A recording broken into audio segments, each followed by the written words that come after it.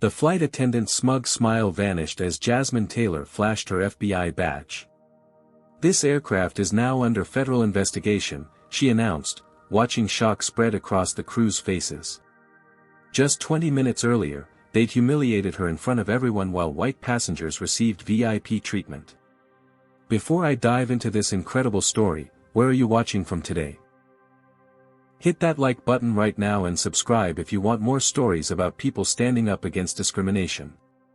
The moment this flight crew realized who they'd been mistreating will leave you speechless. Jasmine Taylor wasn't just any FBI agent. With 8 years of experience specializing in civil rights violations, she had built a reputation for thoroughness and an unwavering commitment to justice. On a crisp Monday morning in September, Jasmine sat across from Director Harris in the secure briefing room at FBI headquarters in Washington, D.C. "Agent Taylor, we've received 37 formal complaints about Atlantic Airways in the past year alone," Director Harris said, sliding a thick folder across the polished table. "All from black passengers alleging discriminatory treatment." Jasmine opened the folder, scanning the documents inside. Testimonials, photographs, and incident reports painted a disturbing pattern. The airline's response? The usual corporate nonsense. They claim these are isolated incidents, blame miscommunications, or suggest the passengers were being difficult. Director Harris leaned forward. "We need hard evidence. Irrefutable proof of systematic discrimination." Jasmine nodded, understanding immediately why she'd been called in. Her specialty was going undercover in precisely these situations. "You want me to become a passenger? Multiple flights, various routes. Document everything. We need to establish a pattern that can't be explained away." The director's expression was grave. "This won't be easy. Atlantic Airways has powerful friends in Washington. 2 previous attempts to investigate them were shut down before they even began." "I understand," Jasmine said, her determination evident in her voice. "One more thing," Director Harris added. "Your identity remains concealed unless absolutely necessary. We can't risk them finding out they're being investigated." As Jasmine left the building, memories flooded back of her own experiences with discrimination. Growing up in Philadelphia, she'd watched her father, a respected surgeon, being questioned about whether he was really a doctor when visiting white patients. She remembered her mother, a university professor, being mistaken for janitorial staff repeatedly. These personal wounds had fueled her career choice and her unwavering dedication to fighting injustice. Back in her apartment, Jasmine began preparing meticulously. She booked first-class tickets on multiple Atlantic Airways flights, starting with Atlanta to Chicago. She selected her wardrobe carefully, expensive but understated clothing that would blend in with business travelers. Every item she packed contained sophisticated FBI recording technology disguised as ordinary accessories. A watch with a hidden camera, earrings with audio recording capabilities, and a phone program to document GPS locations and timestamps automatically. 2 days later, Jasmine arrived at Atlanta International Airport for her first flight. Despite her first-class ticket and immaculate appearance, she was pulled aside for random, additional screening while white passengers with similar profiles walked through security without a second glance. "Arms out, ma'am," the TSA agent said with unnecessary sternness. Jasmine complied silently, already taking mental notes. This wasn't Atlantic Airways staff, but it set the tone for what she might expect. After the extended screening, she headed to the gate where Atlantic Airways Flight 2237 to Chicago was preparing to board. As she settled into her first-class seat, Jasmine observed the crew's interactions with passengers. Her training had taught her to notice details others might miss, the subtle differences in tone, the variation in response times, the degree of attentiveness. She activated her recording devices discreetly and prepared for the first phase of her investigation. The Atlantic Airways flight from Atlanta to Chicago was nearly full as the last passengers boarded. Jasmine sat in 3A, a window seat in first class, perfectly positioned to observe the cabin crew's interactions. She had been on board for 40 minutes already, utilizing the early boarding privilege of first-class passengers to establish baseline observations. Flight attendant Kevin Barnes, a tall man with a practiced smile, moved efficiently through the first-class cabin. "Can I get you something to drink before takeoff, sir?" he asked the white businessman across the aisle from Jasmine, his voice warm and accommodating. When Kevin turned to Jasmine, the transformation was subtle but unmistakable. His smile tightened, not reaching his eyes. "Drink?" he asked curtly, already beginning to turn away before she could answer. "Sparkling water with lime, please," Jasmine replied pleasantly. Kevin nodded without making eye contact and moved on. 10 minutes later, he returned with drinks for everyone in first class, except Jasmine. When she politely reminded him, he seemed annoyed. "Oh, right.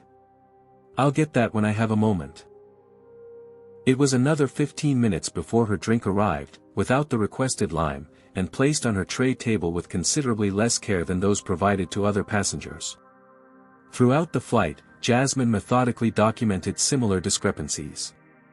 The call button from the elderly white woman in 2B was answered within 30 seconds. The black businessman in 4C waited 4 minutes before Stephanie Jackson, another flight attendant, responded with visible irritation. Midway through the flight, the white passenger next to Jasmine requested a specific brand of whiskey not on the standard menu. Kevin immediately replied, "Let me check if we have that in our special reserves, sir." He returned minutes later with the requested brand and an extra warm towel. When Jasmine later asked if she could have a specific type of tea, Stephanie responded, "We serve what's on the menu," without checking. In the lavatory, Jasmine used the privacy to speak quietly into her recording device. Flight attendants consistently providing lower quality of service to black passengers. Response times: white passengers average 45 seconds, black passengers average 3 minutes 20 seconds. Special requests, accommodated for white passengers, denied for black passengers. As the flight progressed, Jasmine struck up a conversation with Thomas Wilson, a black executive seated across from her who was clearly experiencing the same treatment. "You fly Atlantic often?" she asked casually. Thomas sighed. "Unfortunately, yes. My company has a contract with them. This is actually better than usual, probably because we're in first class and they can't ignore us completely." "It's that consistent?" Jasmine asked, genuinely interested in his perspective. "Absolutely. There's actually an online community of black travelers who document this stuff. We share experiences, which flights to avoid, which crew members are the worst offenders." Thomas showed her a private social media group on his phone with thousands of members, all sharing similar stories about Atlantic Airways. This was exactly the kind of corroborating evidence Jasmine needed. She asked Thomas for more details about his experiences, carefully steering the conversation to gather useful information without revealing her true purpose. During their conversation, Jasmine noticed something interesting. The flight attendants were using their phones to send messages, despite the airline's official policy requiring crew communication devices. Watching carefully, she glimpsed a custom app on Stephanie's phone when the attendant checked something near her seat. Even more telling was the coded language she began to notice among the crew. "We have a 2C and 14B, she overheard Kevin murmur to Stephanie, who immediately nodded with understanding. Shortly after, Jasmine observed them providing notably perfunctory service to a black female passenger in seat 14B. The pattern continued: 4A and 22C needs attention, corresponded to attentive service for an older white male passenger.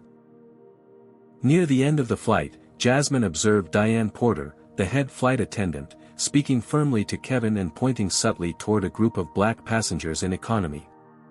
After their conversation, service to that entire section visibly deteriorated. The most difficult moment came when an elderly black woman requested assistance with her bag.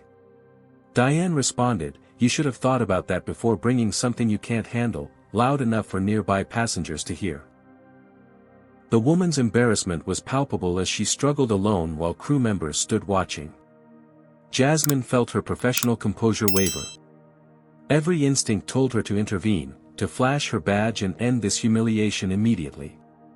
But she reminded herself of the bigger picture. Documenting the pattern was the only way to create lasting change. She discreetly helped the woman herself instead, maintaining her cover while making a mental note of the incident with precise details for her report. As the plane began its descent into Chicago, Jasmine reviewed her mental notes.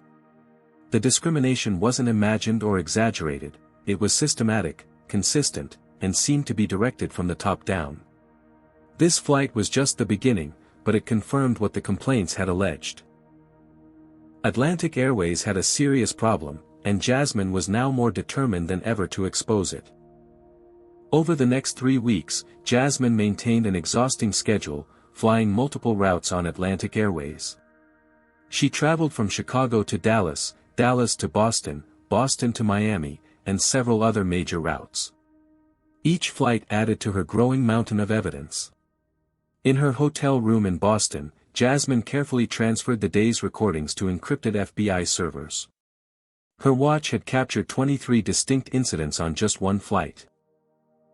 The audio recordings from her earrings had picked up damning conversations between crew members. Director Harris, the pattern is consistent across all routes, she reported during their secure daily call. The discrimination isn't isolated to certain crews or airports, it's systematic throughout the airline. What about leadership? Harris asked. Any evidence it comes from the top? Jasmine smiled slightly. Actually, yes. I had an unexpected stroke of luck on the Dallas to Boston route. CEO Andrew Phillips was in first class. She described how Phillips had spent the flight chatting with crew members, openly discussing passengers in coded but clearly derogatory terms. He referred to Section 30 through 34 as the urban neighborhood and instructed flight attendants to minimize unnecessary visits. Those sections had the highest concentration of black passengers on the flight. That's significant, Director Harris said. But we need more. Corporate lawyers will claim it was taken out of context. I'm working on identifying the key players in their hierarchy, Jasmine replied. There seems to be a clear chain of command when it comes to their discriminatory practices. Her investigation had revealed that customer complaints followed a predictable pattern of suppression. Using her FBI credentials discreetly, she had accessed Atlantic Airways' customer service database during a layover in Miami. Complaints containing terms like discrimination, racism, or unfair treatment were automatically flagged and routed to a special department called Customer Relations Management, where they were effectively buried. During a 6-hour layover in Chicago, Jasmine executed one of her riskier moves. Dressed in clothing similar to off-duty flight attendants, she infiltrated a crew gathering at a hotel bar near O'Hare International Airport. Sitting quietly in a corner booth, she activated her recording devices as Kevin Barnes and several other Atlantic Airways staff arrived. I swear, first class was full of them today, one flight attendant complained, clearly intoxicated. They keep using these travel points to upgrade. That's why Diane implemented the new service priorities, Kevin replied. Resources go to passengers who appreciate premium service. You mean white ones, another crew member said, lowering her voice but still audible to Jasmine's equipment. I didn't say that, Kevin responded with a knowing smirk. But the dashboards don't lie. Our satisfaction scores are higher when we focus our attention appropriately. Jasmine noticed one flight attendant who seemed uncomfortable with the conversation. James Rodriguez sat slightly apart from the group, his expression troubled as his colleagues continued their racist commentary. Later, as the gathering broke up, Jasmine carefully timed her exit to walk near James. She deliberately bumped into him, apologizing profusely. No problem, he said, his voice kind. Long day flying. Is it that obvious? She smiled. Atlantic Airways, Boston to Chicago. James nodded. I was working Chicago to Dallas today. James Rodriguez, he offered his hand. Jasmine Taylor, she replied, shaking it. You don't seem as enthusiastic about the company as your colleagues. James glanced around cautiously. Let's just say I don't agree with all the company policies. Been trying to make changes from the inside, but... He trailed off. Not having much luck. Jasmine prompted gently. You could say that. Filed 3 complaints about discriminatory practices. First one got me a warning, second got me reassigned to less desirable routes, third one's probably going to get me fired when they process it. This was exactly the kind of inside source Jasmine needed. She carefully steered the conversation, assessing whether James might become a valuable informant without revealing her identity. Their conversation was interrupted when Diane Porter entered the bar, scanning the room with suspicious eyes. She zeroed in on Jasmine immediately. I don't recognize you, Diane said sharply. Which crew are you with? Jasmine smiled easily.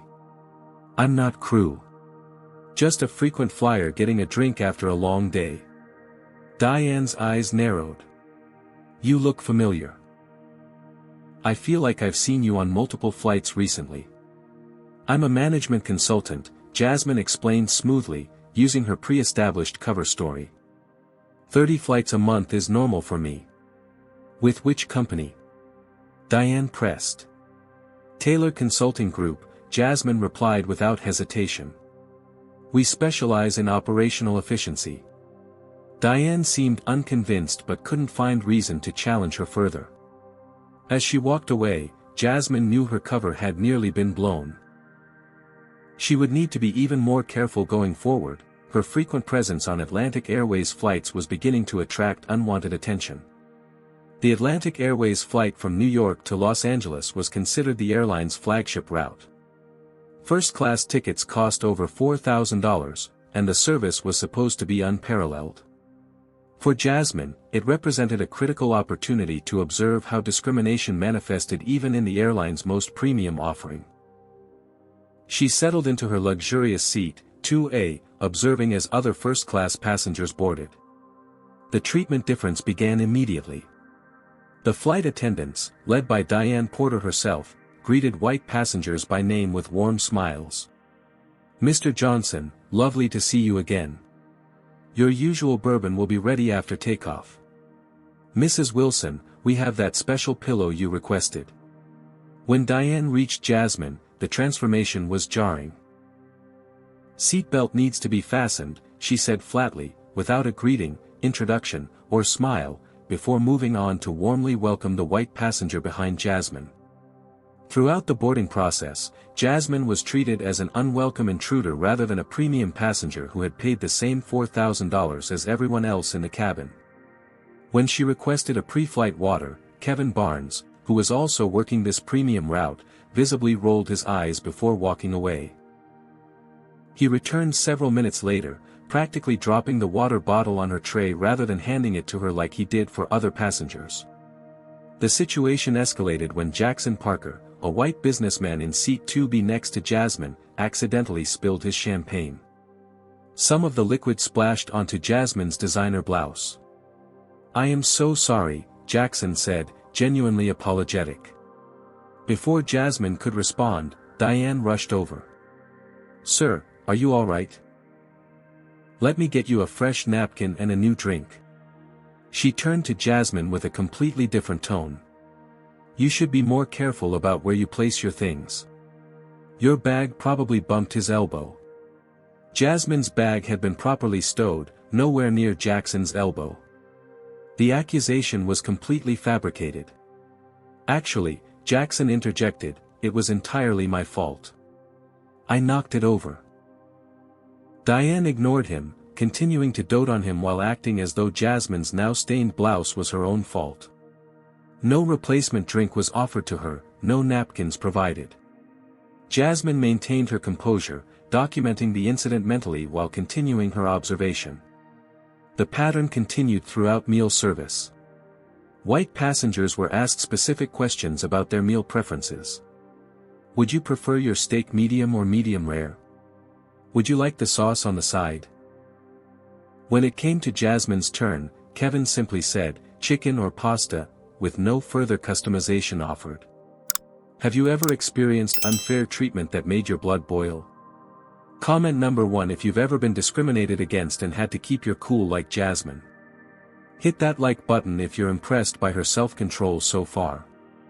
Subscribe to see more stories of justice being served. I'm curious, what would you have done in Jasmine's position?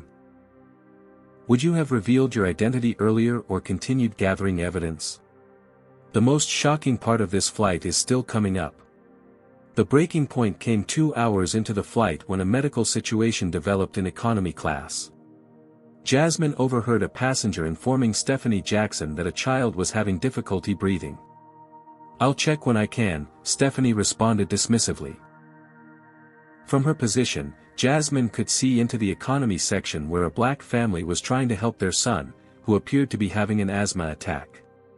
The boy, no older than 10, was clearly in distress. 5 minutes passed. No flight attendant responded. The father pressed the call button repeatedly. "Will someone please help us?" the mother finally called out, her voice trembling with fear. "My son has asthma and needs his medication. We can't find his inhaler." Kevin walked by, glancing at the situation. "Someone will be with you shortly," he said without stopping. Jasmine watched the clock on her phone. 3 more minutes passed. The boy's breathing was becoming more labored, his distress visible even from a distance.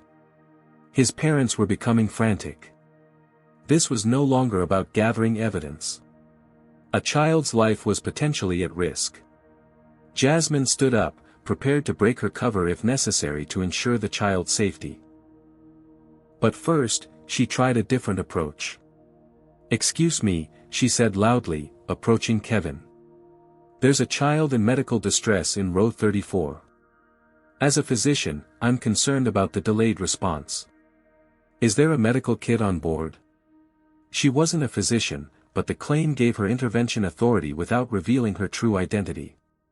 Kevin looked startled. "I'll get it right away, doctor," he said, suddenly attentive. Within minutes, the medical kit was retrieved, and Jasmine accompanied Kevin to the distressed family. The boy's inhaler was located stuck between the seats, and his breathing stabilized shortly after using it.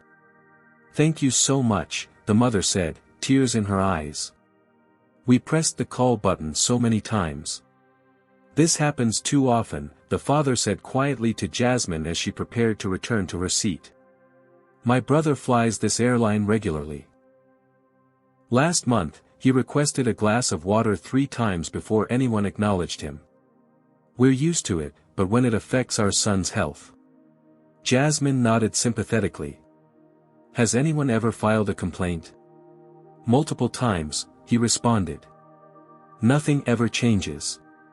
Back in her seat, Jasmine was seething with controlled anger. The discrimination she'd been documenting wasn't just about comfort or dignity, it had potentially life-threatening implications. What if she hadn't been there? How long would that child have waited for assistance? She discreetly activated her recording device. Atlantic Airways Flight 1123, New York to Los Angeles. Medical emergency involving a black child in row 34 deliberately ignored for approximately 8 minutes despite multiple call button requests. Intervened under guise of being a physician to prevent potential serious medical outcome. As the flight continued, Jasmine recognized that the investigation had reached a critical juncture. The discrimination wasn't just uncomfortable or unfair, it was dangerous. People's lives were literally at risk. Whatever happened next, she knew this flight would mark a turning point in her investigation. "This is no longer just about poor service or hurt feelings," Jasmine insisted during her secure video call with Director Harris the next morning. She sat in her Los Angeles hotel room, the blinds drawn, speaking in hushed tones despite the anti-surveillance equipment activated around her. "The medical incident yesterday demonstrates that Atlantic Airways' discriminatory practices are putting passengers' safety at risk." Director Harris's expression was grave. "Your reports have convinced the deputy director. You're getting additional resources. He outlined how a small team of supporting agents would now be positioned on select flights, posing as regular passengers but ready to provide backup if needed. Technical specialists would focus on accessing more of Atlantic Airways' internal communications. There's something else you should know, Harris continued. Our financial analysts have been reviewing the documentation you've provided. They've identified a profit motive behind the discrimination. He shared screen captures of spreadsheets. Atlantic Airways has been systematically reducing services to certain passengers, primarily black travelers, while maintaining premium pricing. The resulting cost savings have boosted their profit margins by approximately 18% over the past year. They're literally making money by providing substandard service to specific demographic groups. This revelation transformed Jasmine's understanding of the case. It wasn't just about individual prejudice, there was a calculated business strategy behind the discrimination. One more thing, Harris added.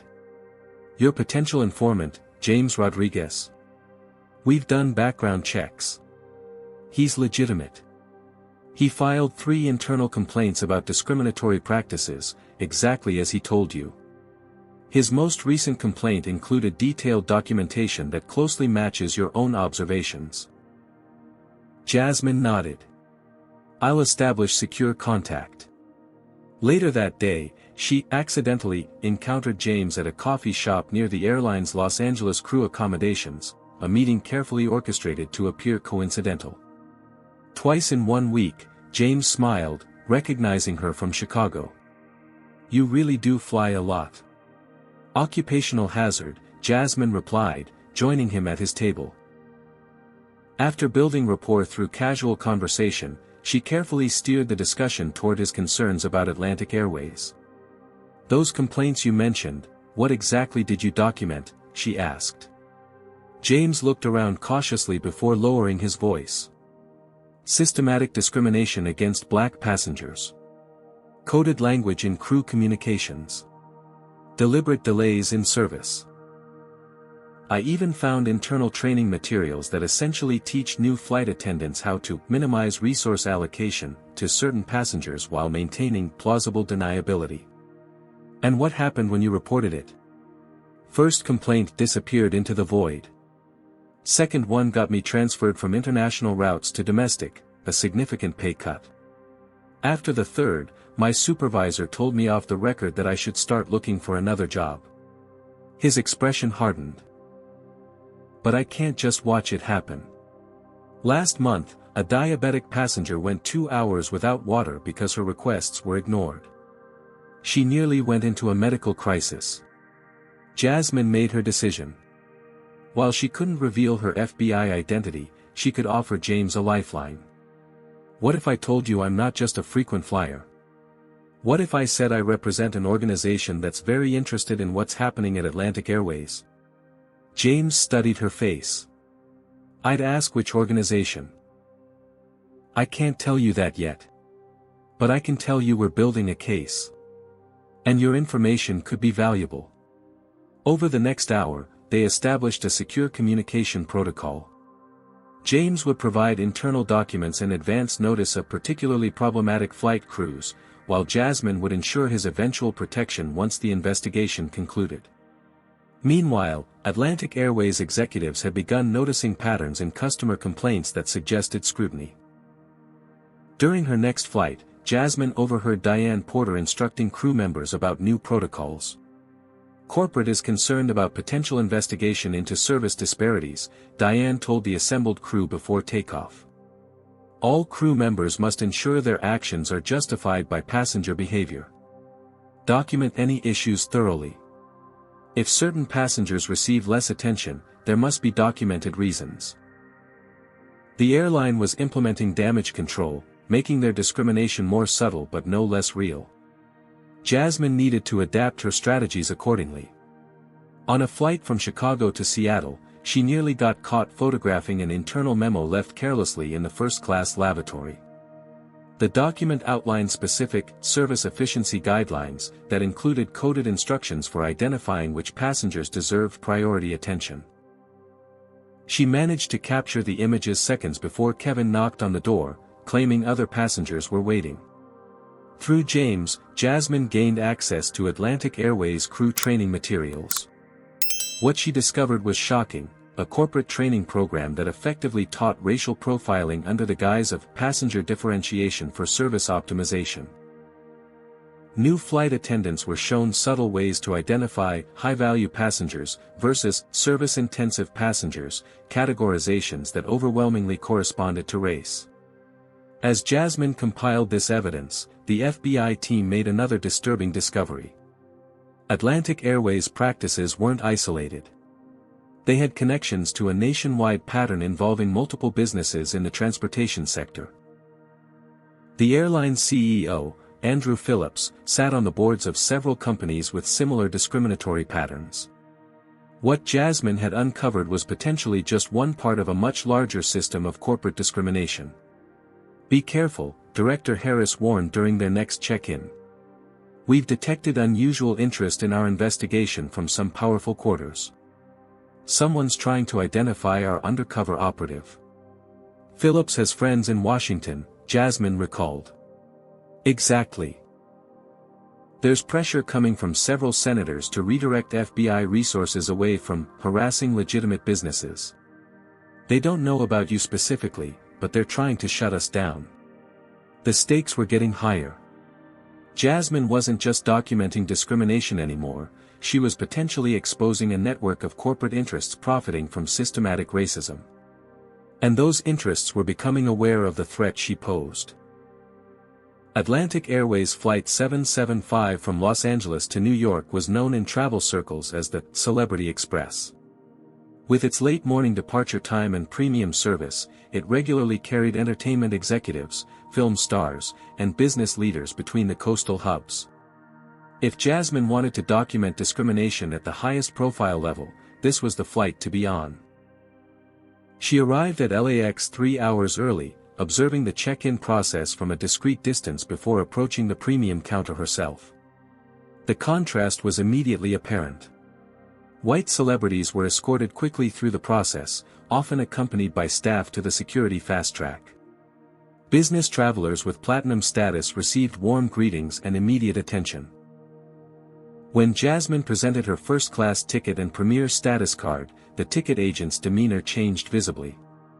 "ID and boarding pass," she requested curtly, without the smile she'd offered the previous passengers. Jasmine provided her documentation, maintaining a pleasant expression despite the treatment. The agent scrutinized her ID for an unusually long time. "Is there a problem?" Jasmine asked.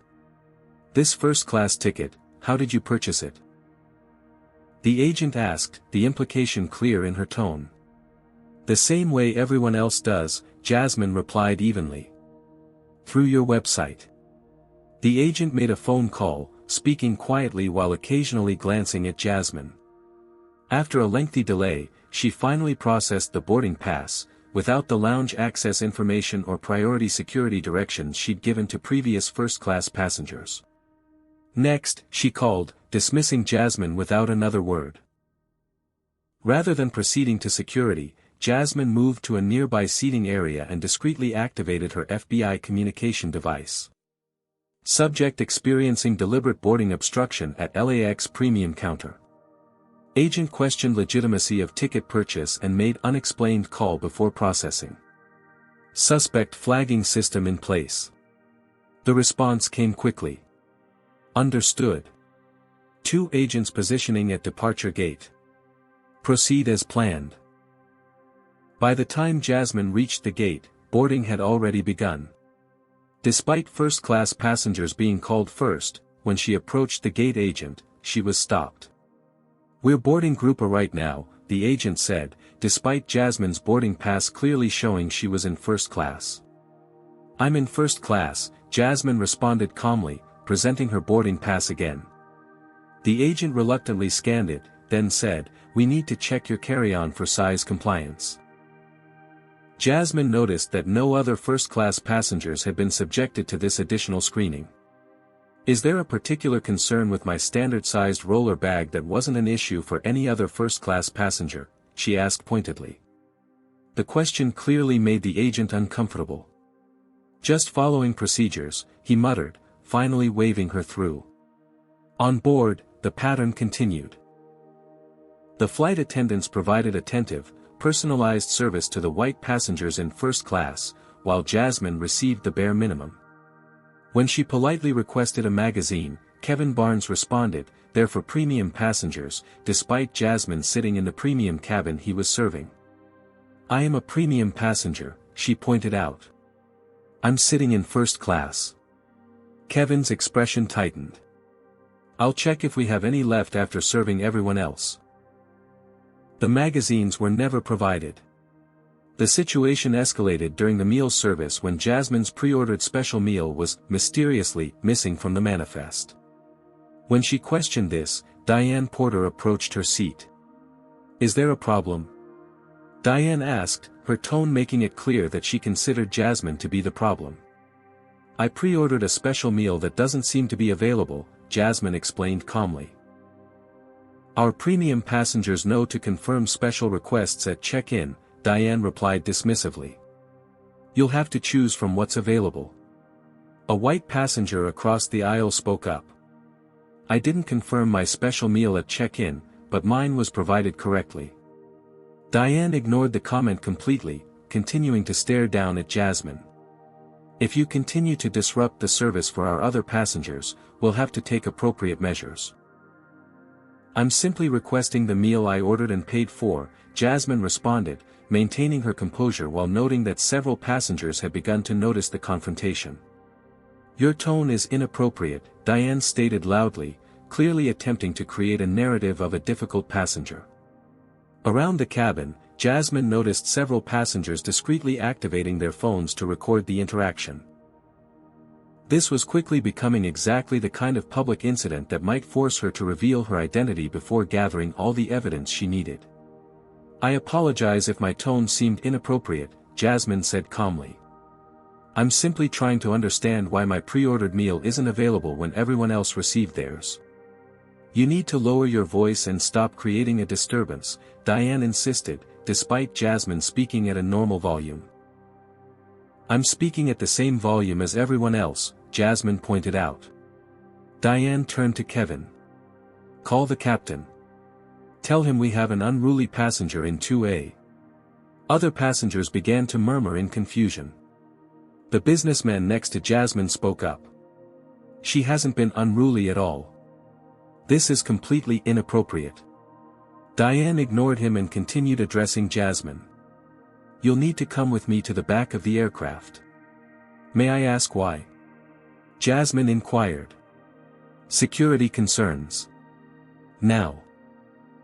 Jasmine could see this confrontation was reaching a critical point. She had two choices: reveal her identity now or allow the situation to escalate further to gather more definitive evidence. She chose the latter, knowing that supporting FBI agents were on board if things got out of hand. "I'm happy to discuss any concerns," she said, standing up. "Though I'm not sure what security issue I could possibly present." As Jasmine followed Diane to the rear of the aircraft, she noticed several passengers recording the incident with their phones. Whatever happened next would likely end up on social media, which might actually help the investigation by bringing public attention to the airline's practices. In the small galley area at the back of the plane, Diane was joined by Kevin and another flight attendant. The three of them effectively cornered Jasmine in the confined space. "We've had reports of a disruptive passenger matching your description on several recent flights," Diane stated. "We need to verify your identity and travel history." "That's an unusual request during a flight," Jasmine noted. "Especially since you already verified my identity during boarding. We have reason to believe you may be traveling under false pretenses," Kevin added. Jasmine recognized what was happening. They had identified her as the same passenger who had been documenting their discriminatory practices across multiple flights. Now they were attempting to intimidate her. "I'm a management consultant who flies frequently for work," Jasmine explained, maintaining her cover story. "There's nothing unusual about my travel patterns." "We'll need to see additional identification and your personal items," Diane demanded. I'm not legally required to provide additional identification mid-flight, and you have no authority to search my belongings, Jasmine stated calmly, knowing her rights perfectly well. Kevin moved closer, his posture intimidating. Either cooperate or we'll have authorities waiting at landing to deal with you. The confrontation was building toward exactly the kind of situation Jasmine needed to document the airline's tactics. As uncomfortable as it was, she needed to let it continue a bit longer before revealing her true identity. The situation in the rear galley of Flight 775 continued to escalate. Diane Porter had called for security personnel to stand by at landing, while Kevin Barnes blocked Jasmine's path back to her seat.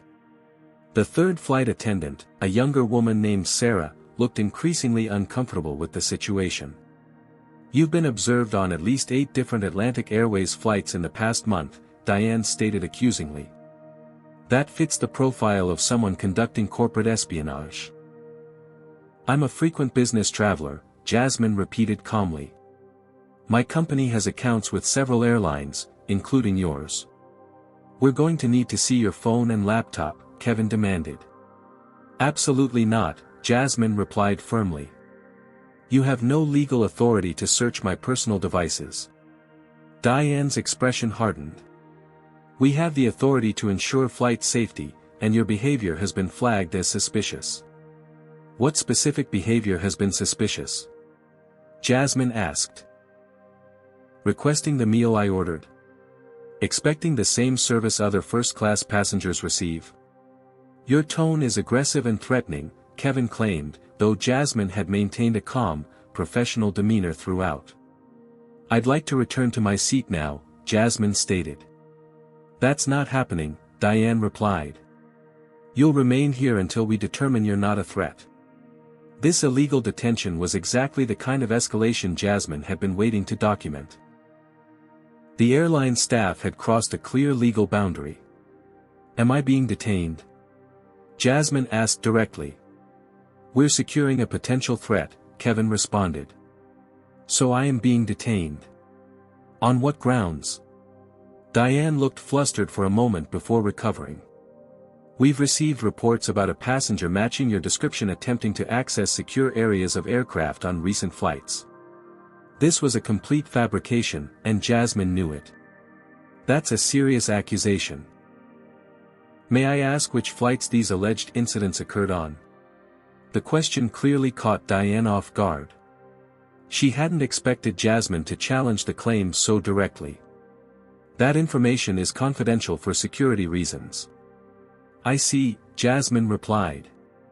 So you're detaining me based on confidential reports that I can't verify or respond to. Kevin's phone buzzed.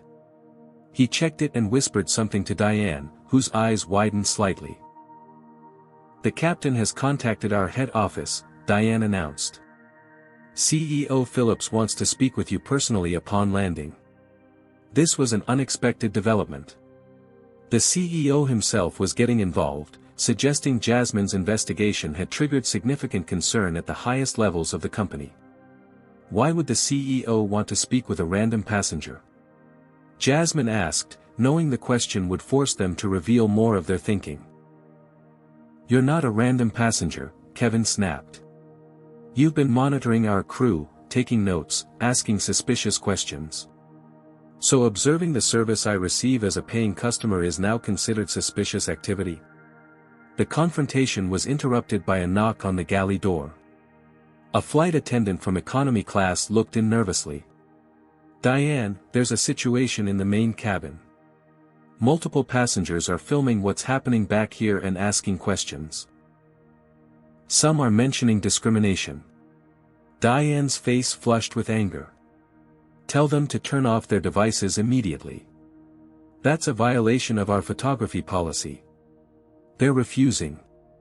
One passenger is a journalist who says there's no such policy that prohibits filming crew members. The situation was rapidly spiraling beyond the crew's control. Public attention was exactly what Atlantic Airways didn't want. Diane turned back to Jasmine. This is your doing. You've planned this. I haven't said a word to anyone else on this flight, Jasmine pointed out truthfully. A voice came over the intercom, "This is Captain Mitchell. We're beginning our descent into New York. All passengers must return to their seats immediately. You'll remain here for the landing," Diane instructed Jasmine. "That's against FAA regulations," Jasmine noted. "All passengers must be seated with seatbelts fastened during landing." Diane realized she was cornered by her own airline's safety protocols. "Fine. Return to your seat. But don't speak to anyone." As Jasmine made her way back through the first-class cabin, she noticed numerous passengers watching her, many with phones discreetly recording. Word had clearly spread about what was happening. The businessman next to her whispered, "You okay?" That looked intense. "Thank you for your concern," Jasmine replied quietly. "I'm fine."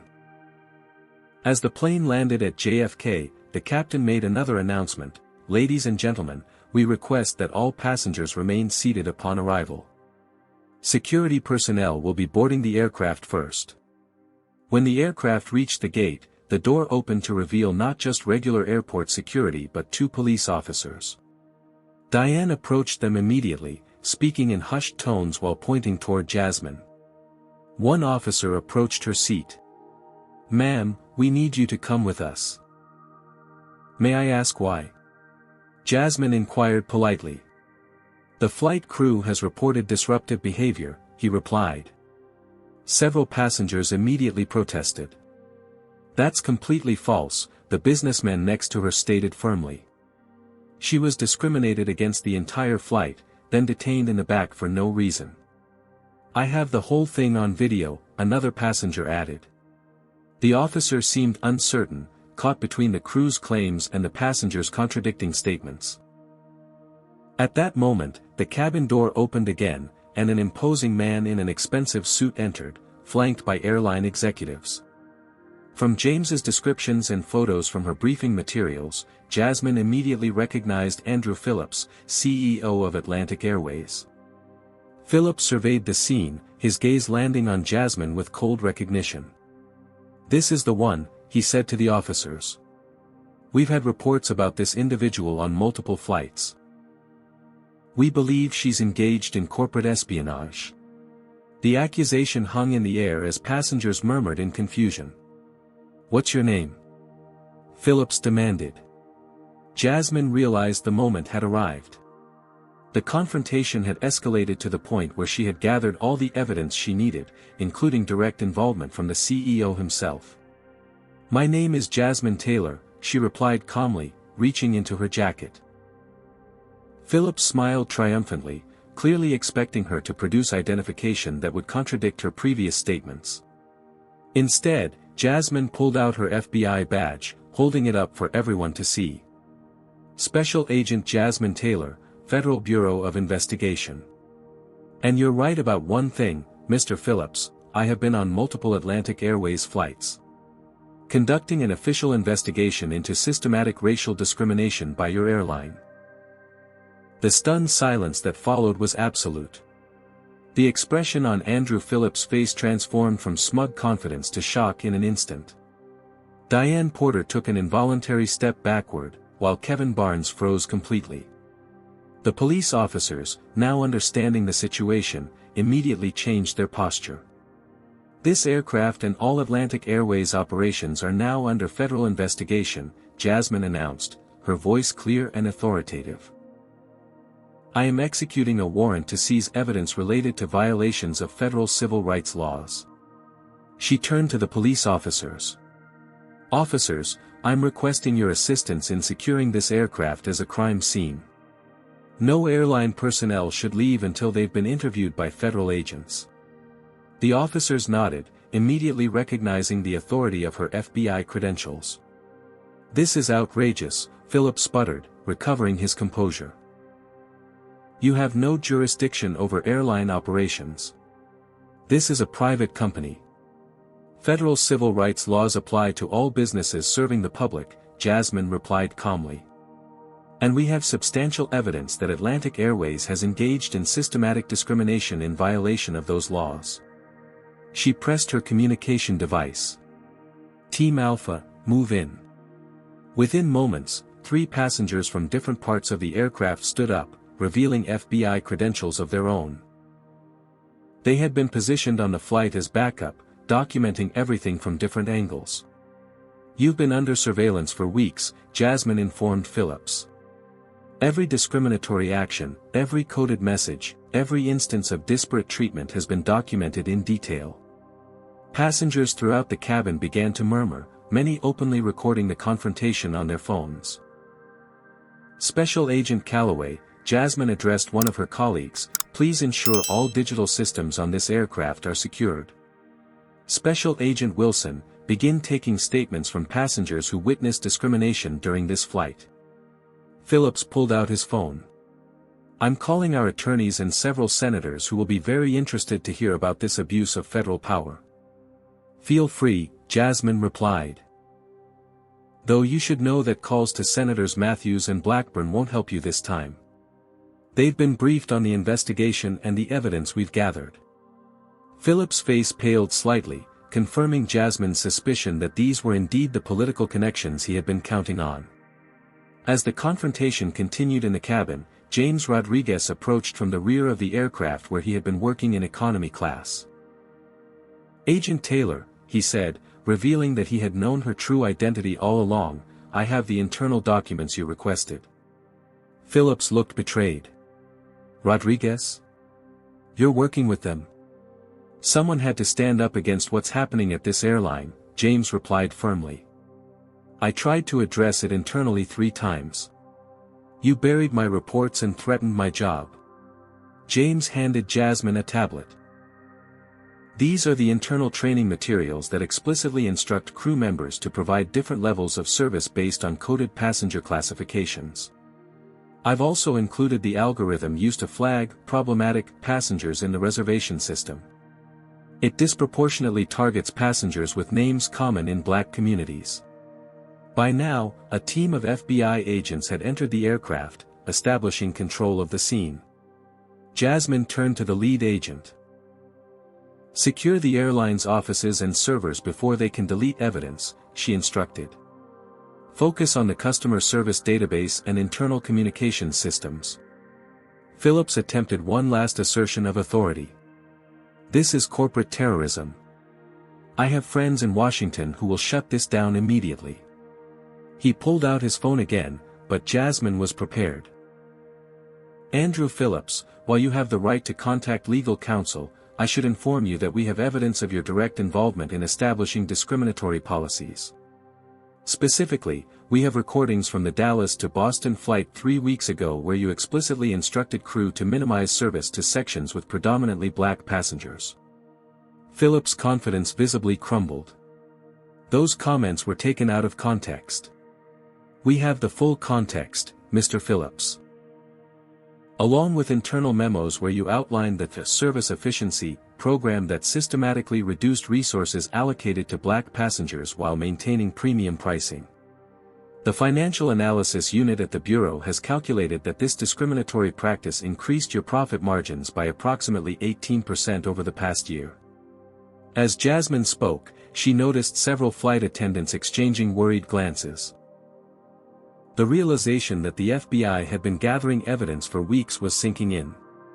"If anyone on this crew wishes to cooperate with our investigation," Jasmine announced, addressing the staff directly, "now would be the time to come forward. The Bureau will take cooperation into consideration." Stephanie Jackson, who had been observing the unfolding scene with increasing anxiety, stepped forward. "I have information about how the coding system works," she said quietly. "And documentation of when it was implemented." Kevin Barnes looked at her with betrayal. "Stephanie, don't say another word." "The system is wrong, Kevin," she replied. "You know it is. They make us treat people differently based on race, and I can't do it anymore." One by one, other crew members began to approach FBI agents, ready to provide statements. The culture of silence was crumbling in real time. As the investigation secured the aircraft, Jasmine turned to address the passengers who had been watching the scene unfold. "I apologize for the delay in your travel plans. Each of you is a potential witness in a federal civil rights investigation. Agents will be taking your contact information for possible follow-up interviews. Your cooperation is greatly appreciated. The businessman who had sat next to Jasmine approached her. I've flown over 200,000 miles with Atlantic Airways. I've noticed the patterns but never said anything. I should have spoken up sooner. Your testimony will be valuable now, Jasmine assured him. As Phillips was escorted off the aircraft for questioning, he made one final attempt to reassert control. This investigation will go nowhere.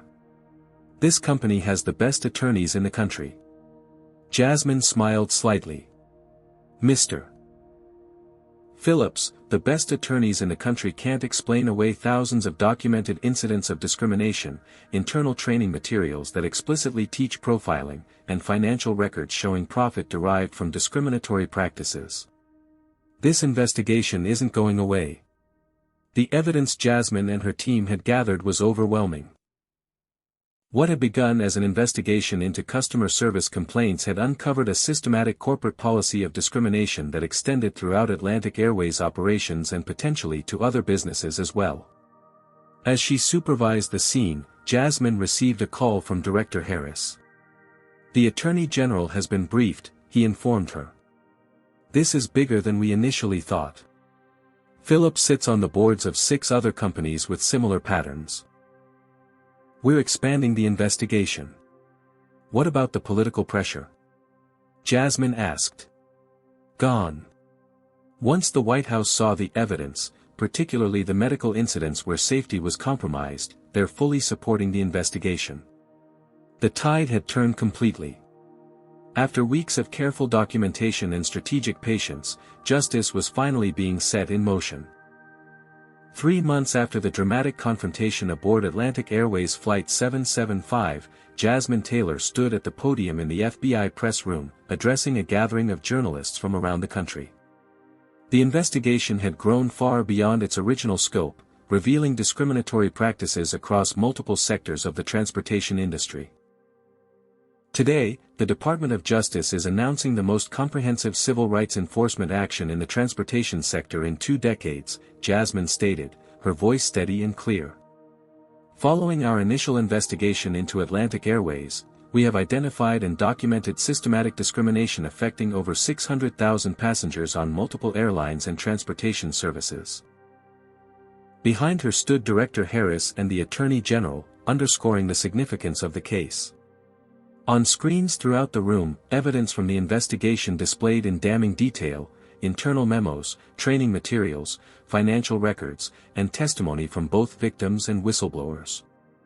The practice of coding passengers by race and allocating services accordingly violates federal civil rights laws and constitutes a breach of the public trust, Jasmine continued. Today's actions send a clear message that discrimination in public accommodations will not be tolerated, regardless of how it is disguised in corporate policy. The aftermath of Jasmine's revelation on that New York-bound flight had been swift and far-reaching.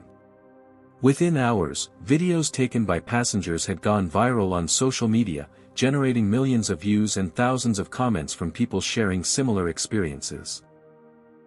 Atlantic Airways stock had plummeted 47% in a single day as investors fled the controversy. By the end of the week, the board of directors had removed Andrew Phillips as CEO and pledged full cooperation with federal investigators. What the public didn't know until today was the full scope of what the investigation had uncovered. As Jasmine detailed the findings, gasps could be heard throughout the press room. Our investigation revealed that Atlantic Airways had implemented a systematic program coded as Service Efficiency Optimization, that specifically targeted Black passengers for reduced services while maintaining premium pricing. This program was not isolated to Atlantic Airways but had been adopted by 5 other major transportation companies, all with connections to former CEO Andrew Phillips. Following the press conference, Jasmine met privately with Thomas Wilson and the family whose son had experienced the asthma attack during her investigation. They were among dozens of victims who had come forward to provide testimony. I never thought we'd see actual change, Thomas admitted. After years of being ignored or gaslight about what we experienced, seeing real consequences is. I don't even have words. The mother of the young boy hugged Jasmine tightly. You may have saved my son's life that day. And now you're saving countless others from experiencing what we did. The impact of the investigation extended far beyond Atlantic Airways. Congressional hearings were scheduled to address discrimination across the entire transportation industry. Legislation was being drafted to require transparent service standards and explicit anti-discrimination policies for all companies serving the public. Atlantic Airways itself was undergoing a complete transformation under new leadership. The company had entered into a consent decree with the Department of Justice, agreeing to comprehensive reforms including mandatory bias training for all employees, transparent service standards applied equally to all passengers, a new customer complaint system with direct federal oversight, financial compensation for passengers who had experienced discrimination, regular audits by civil rights organizations to ensure compliance. Perhaps most significantly, Jasmine had been authorized to establish a new specialized unit within the FBI's Civil Rights Division, focused specifically on investigating discrimination in transportation and public accommodations.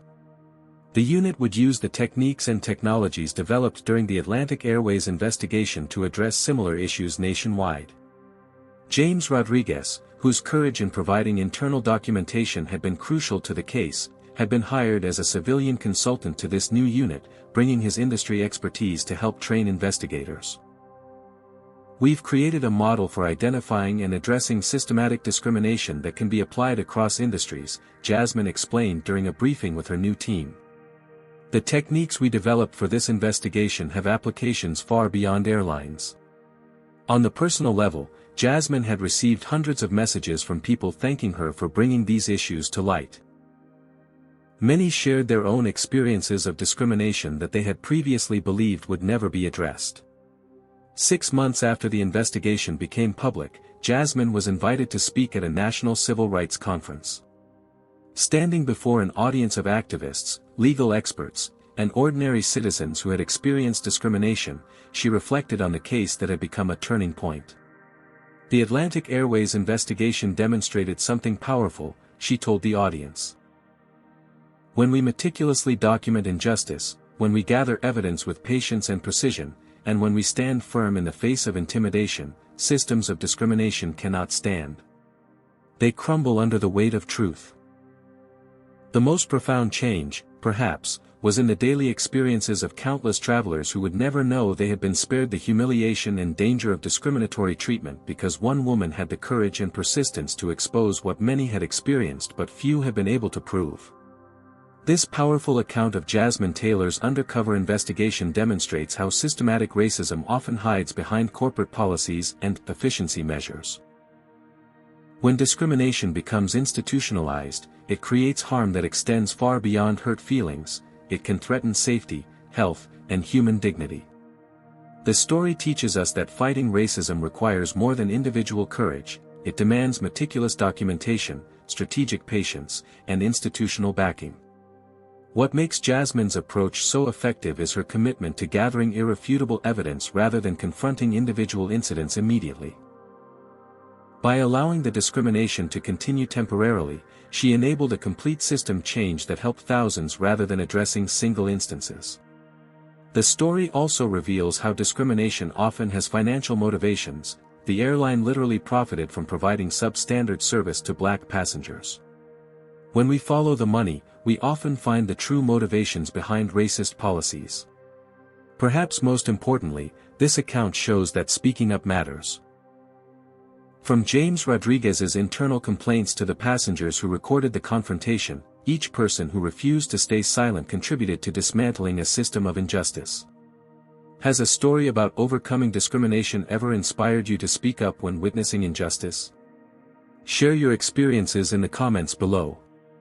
What industry do you think needs similar undercover investigations to expose racist practices?